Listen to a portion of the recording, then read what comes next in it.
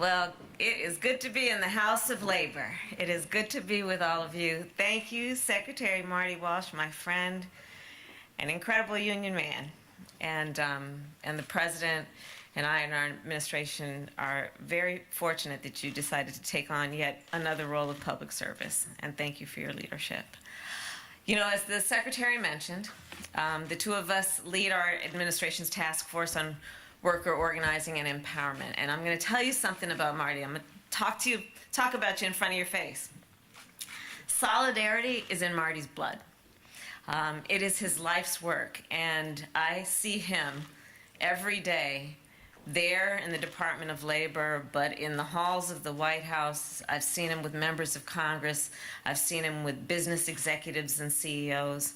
He's always fighting for the working people of America. He understands what it means to work hard. He understands and fights for the dignity of work, and it is so my great honor to be a partner with you in the work that we are doing together. Where's Tim? Oh, Tim and Andy, is Andy with you? Good, hi Andy. Tim brought his daughter, Andy. I can't wait to talk with you. Mayor, where are you? And Claire, there you are. Thank you guys. I love it when these incredible leaders bring their incredible young leader daughters with them. So I want to thank you for that, because that's what this is all about. And it is great to be back in Ohio.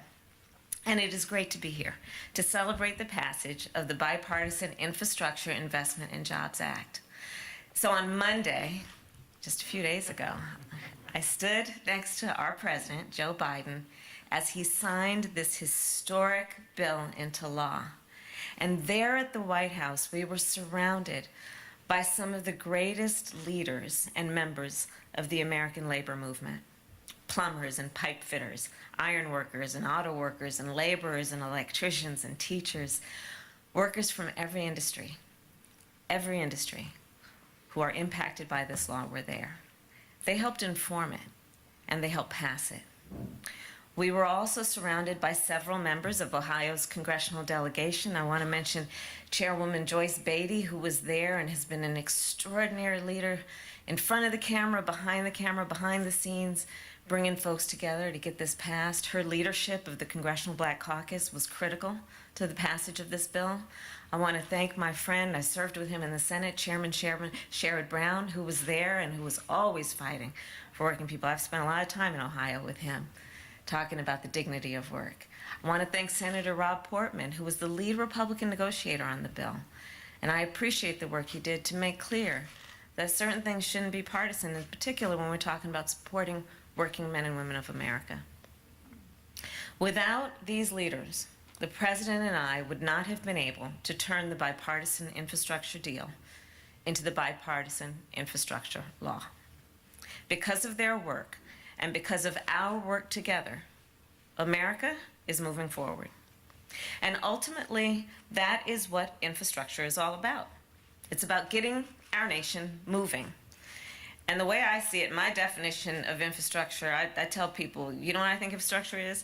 Infrastructure gives people what they need to get to where they need to go, right? And so that's, yes, about roads and bridges. It's about broadband. It's about making sure our babies can drink clean water, and so getting the lead out of those pipes.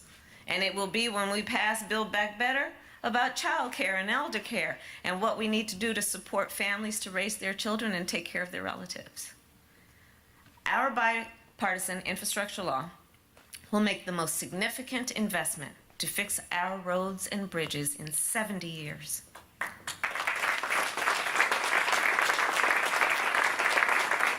And the impact will be generational. And here in Ohio, I don't need to tell you, here in Ohio, there are nearly 5,000 miles of highway that need to be repaired. Highways like Interstate 70 and 71. I know what I'm talking about. And you know what it means. We all know what it means when our roads are in poor condition. Let's break this down. What does it mean? Well, it means you got to drive over potholes. It means that your car gets a flat tire. You know how expensive it is to replace a flat tire? Insurance don't cover that. So when we think about the needs that we have, This is just some basic stuff, not to mention what the repair to this will mean for the jobs that we create and lifting up the working people of America through that process. So this law, yes, it will fix our roads, but it's going to do a whole lot more than that. This law will also modernize our ports and our airports, which will build on the improvements that we were already making to reduce the supply chain bottlenecks. It will expand broadband so that every American can get an affordable, high-speed internet connection. And I don't need to tell the parents here, I don't need to tell small business owners what that means in terms of your ability to get through the day, if you have or if you don't have access to high-speed internet. What we have done, what we have accomplished together, will invest in carbon capture projects, bringing clean energy jobs to the Ohio Valley. And it will replace, as I said earlier, lead service lines and pipes so that Americans can get clean drinking water. And that's about plumbers and pipe fitters. We're going to need you to do that work.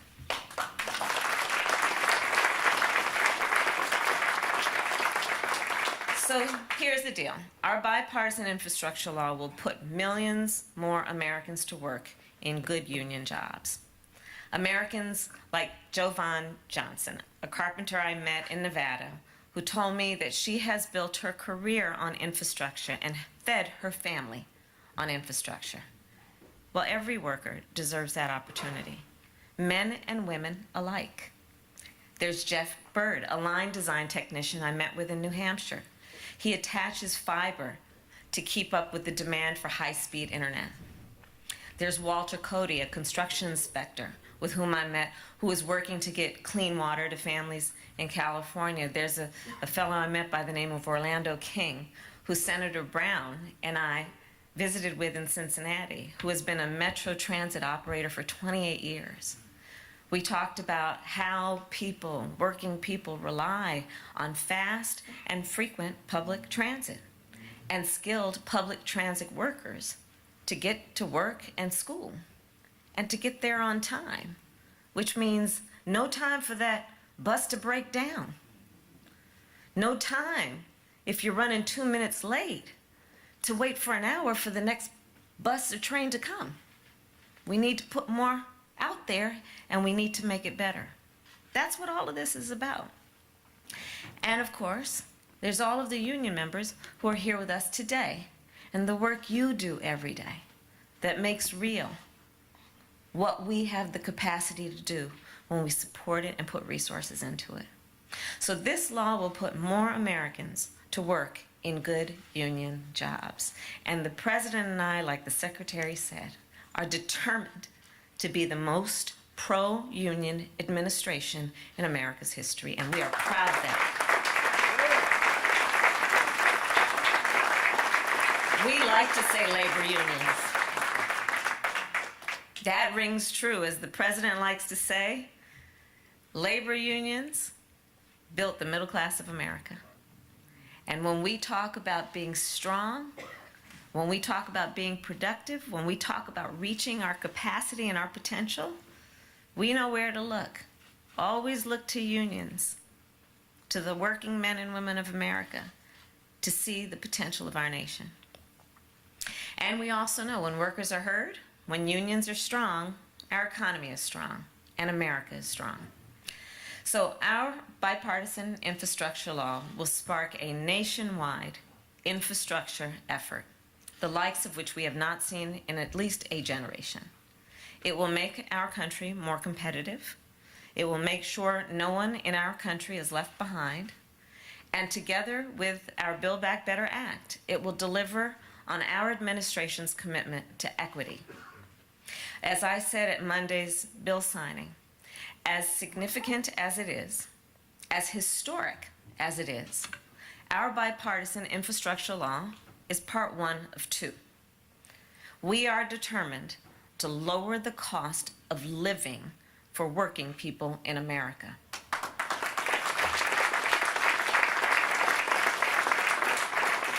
And to lower the cost of living means taking serious care of paying attention to the cost of child care, the cost of health care, the cost of housing, the cost of prescription drugs.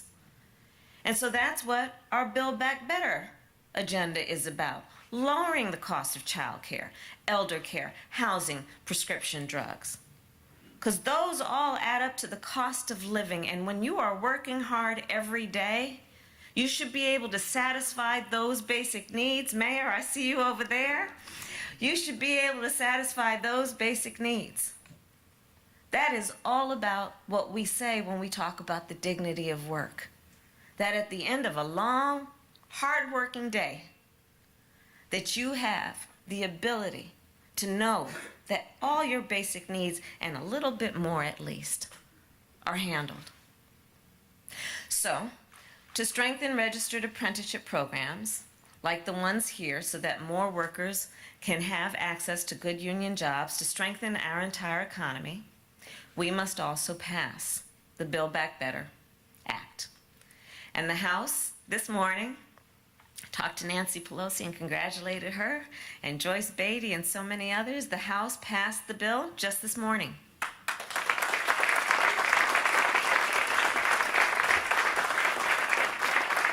And they had a long night. And the President and I'll tell you, we are confident, and I just talked to him before I came to Ohio. We are confident that the Senate will do the same. So we're determined to get this done. And I'll conclude my comments with this. In many ways, our bipartisan infrastructure law embodies our character as a nation. Our character, who we say we are, who we believe ourselves to be. And it demonstrates exactly who we are. Because we are believers through and through. We're believers. We have the ability to see what can be unburdened by what has been.